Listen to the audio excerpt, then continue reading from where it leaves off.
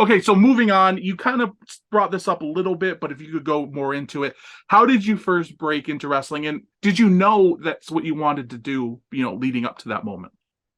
I think anybody that gets into entertainment is a little bit broken inside and craves complete strangers to give a shit about them, which is probably not the most healthy thing to do.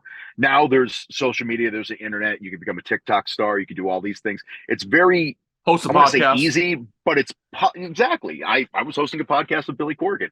I mean, in this day and age, you can exist outside of the small world you grew up in, and you can have complete strangers pay attention to you. But me growing up, you had to be on TV or in a movie or something like that, or professional wrestling in order to get people to understand you exist outside of the area you grew up in, which is very important for developing, I feel too. Like you need to see things outside of just where you're from, like traveling, meeting people, seeing different walks of life.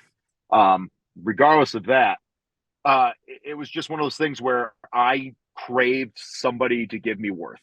And to this day, I'm still really bad at self worth.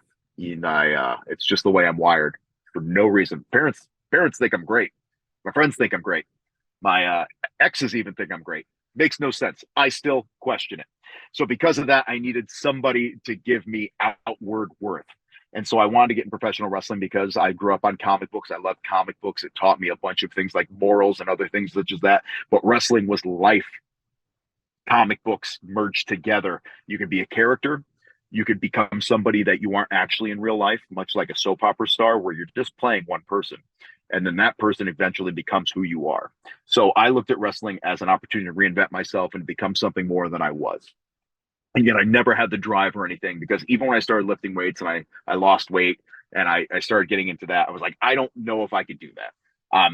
5'9" at the time and still not the biggest guy, not the strongest, not the fastest. It just wasn't in the cards, And it but I was a could different talk. time, to be fair, It too. was a different time. I broke in 2006.